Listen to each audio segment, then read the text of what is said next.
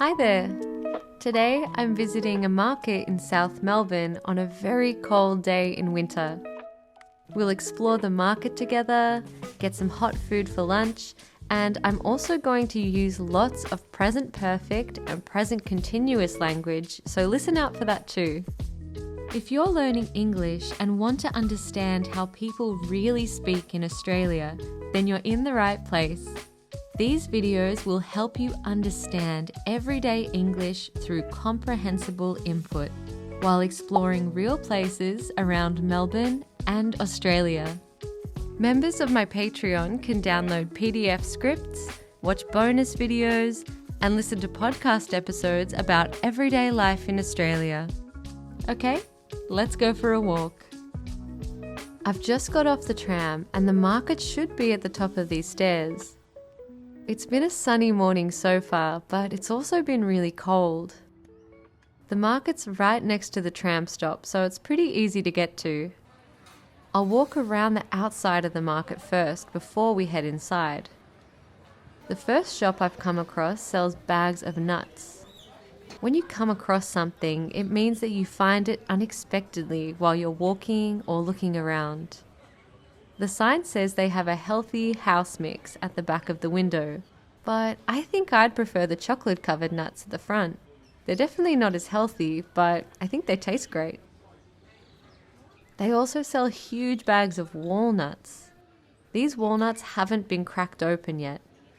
When a nut is cracked open, the hard shell has been broken so you can eat what's inside.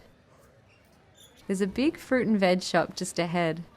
I'm walking past rows of fresh veggies lined up outside the entrance. Let's head inside. At the entrance, they've got rectangular bags of vegetables that have already been chopped up. They've been pre-prepared, so all you have to do is cook them or toss them into a salad. They're pretty convenient. Everything is stacked so neatly in this shop. The shelves are bursting with colour. If something is bursting with something, it's completely full of it.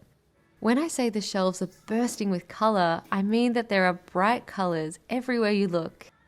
Over here you can grab a bag of potatoes, but if you only need one or two, you can grab them individually. In the corner there's a wall of fresh green herbs. They're stacked in big green bunches, and underneath there are small bags of onions.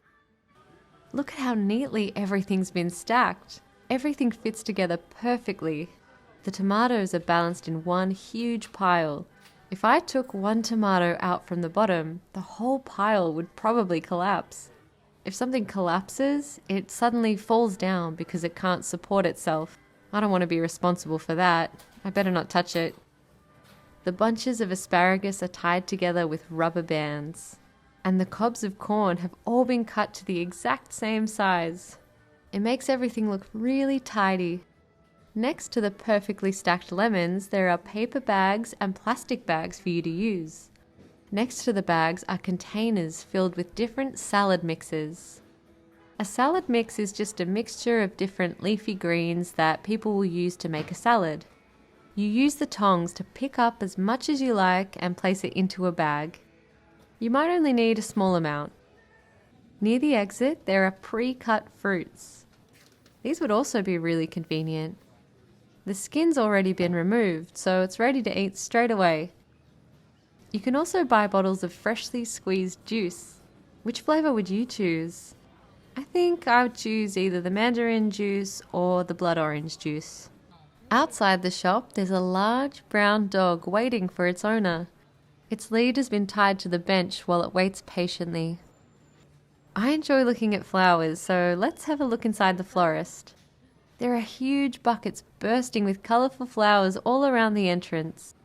Some of these bouquets are made with Australian native flowers. Many Australian native flowers have tougher leaves and woody stems, so sometimes they can last longer after they've been cut. These are Banksias. Aren't they cool? I'd love to buy a bunch of flowers, but they're a little expensive today. I'd also have to carry them around with me for the rest of the afternoon, so I think I'll leave it for now. Do you enjoy having fresh flowers in your home? I'm walking along the shops that line the streets before heading inside the market. It looks like lots of people have ridden their bikes to the market this morning. There's already a bit of a crowd forming around one of the food stalls. Everyone seems to be looking for something warm to eat on this cold morning. Let's turn left here and head inside the main market building. It's a little less busy in here. A few restaurants haven't opened yet. The first shop I've come across sells all kinds of things for pets. There's a huge wall of soft beds for dogs and cats. There are also pet carriers if you need to transport your pet. Look at this cat bed. It's shaped like a piece of fruit. I actually think my dog would enjoy sleeping in there. She loves curling up in small spaces. If you curl up, you're bending your body into a small, ball-like position to rest or to sleep. I've been seeing lots of little gift shops throughout the market. There are plenty of small souvenirs and little trinkets. Someone over here is looking at some coasters and trying to decide which one to buy. Next door, they're selling cakes with thick icing piped on top. They look very rich. When food is rich, it usually contains lots of butter, cream, chocolate or sugar, and so it has a strong flavour and it can feel quite filling. That Nutella cupcake looks like it'd be quite rich. The shop opposite sells postcards. I used to love sending postcards to friends when I travelled, and I love to receive them in the post too. I feel like no one really sends them anymore. I think I'd like to start sending postcards again. What do you think? Do you still send postcards, or do you usually just send photos on your phone? We're at a market in Melbourne, so of course there's a shop selling vintage clothing. At the front of the store, there are lots of winter jackets and coats, as well as pairs of leather boots. I really like these tall boots. I think these pointy ones would hurt my feet though. The shop next door is selling a classic Australian shoe. They're selling Ugg boots. Ugg boots are soft boots made from sheepskin, and they're warm and comfortable to wear. They originally became popular in Australia because they're great for keeping your feet warm during cold weather. There are lots of different Ugg boot brands, but these ones are made in Australia. Around the corner, there are some houseplants. Do you have many plants in your home? Maybe you've got one on your desk at work. This person's chosen a plant and is paying for it at the register. A register is another word for a checkout or the place where you pay in a shop. Let's see what else there is at this market. This stand sells trays of fresh eggs. There are also some eggs in a basket if you only want to buy a few. You can also sample different kinds of honey here. The shop next door only sells things made from wood. Everything inside has been carved from wood.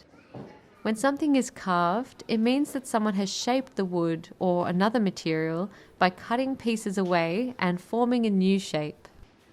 There are round plates stacked up on each other, and there are thick chopping boards. There are wooden cups filled with wooden spoons. They all seem to be made in Australia too. Just outside that shop, there's an old photo booth where you can take photos of yourself and your friends, and you get a little strip of them printed out. Did you know that the person in this test photo is actually the man who maintained all of the photo booths in Melbourne from the 1970s until 2022? He looked after all the machines and he made sure they were working properly.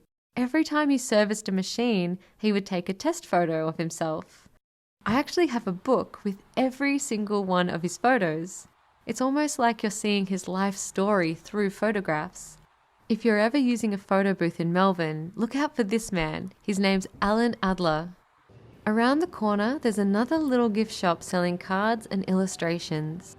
Do you recognize this jar? It's shaped like a jar of Vegemite. Have you heard of Vegemite before? When people think about Australian food, Vegemite's probably one of the first things that comes to mind. Vegemite is a dark brown spread made from yeast extract. People usually spread it onto toast. I've got to be honest, I hate Vegemite. I think it stinks. It smells so bad. It's really salty too, but it's kind of sticky. It's one of my least favourite foods in the world. Look, if you're in Australia, you should try it at least once. You might love it, but I cannot personally recommend it. I'm getting a bit hungry now, so I'm going to look for something I actually would like to eat. There's a pastry chef working in the window of this bakery. They're smoothing a layer of cinnamon onto a long sheet of dough. They might be making croissants. There's another pastry chef at the back who's piping something on top of some green croissants. They might be matcha flavoured. The pastry chef is piping the icing very quickly. The pastry chef in the window is rolling up the long sheet of dough into a log. Actually, I think they might be making cinnamon scrolls instead. This bakery is pretty popular, and there are lots of good-looking treats here. I might join the queue and pick up something for later. These small lemon cakes look really good. I think I'll get one of these to eat at home later with a coffee. Hi, good thanks. Could I grab one of the lemon tea cakes? That's all, thank you. Have a great day. Thanks, you too. Across from the bakery, there's a bottle shop selling wine. A bottle shop is a shop where you can buy alcoholic drinks like wine, beer, and spirits. The bottles of Prosecco have corks in the top, and the bottles of rosé look like they have screw tops.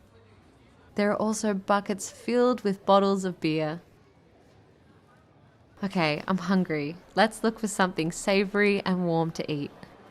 There are more food options down here. I want something hot because it's such a cold day.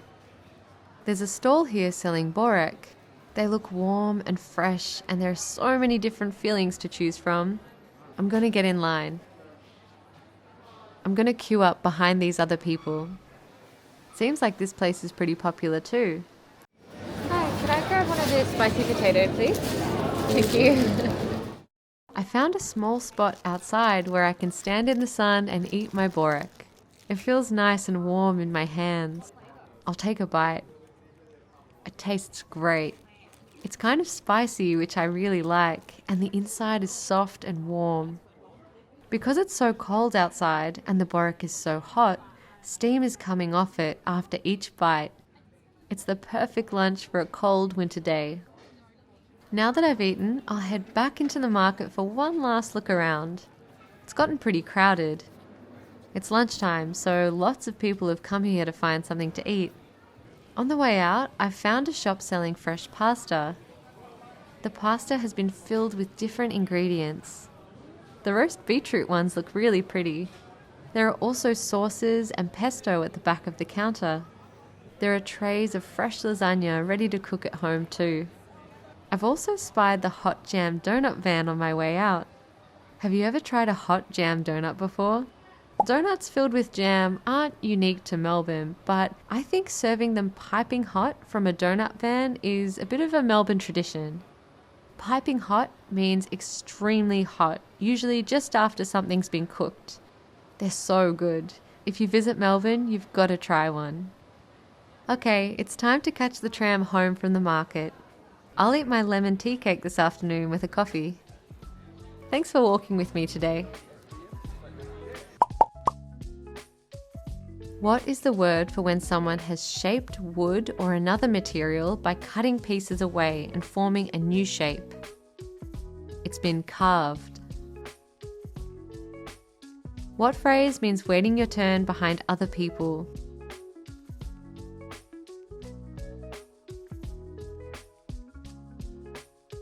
To get in line or to queue up. What phrase means extremely hot, usually just after something's been cooked? Piping hot. How could you describe something that was completely full of colour? It's bursting with colour.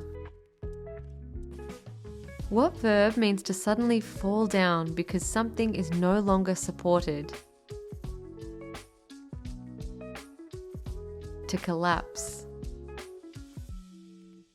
How could you describe food that's made with lots of butter, cream, chocolate, or sugar and can feel quite filling? Rich.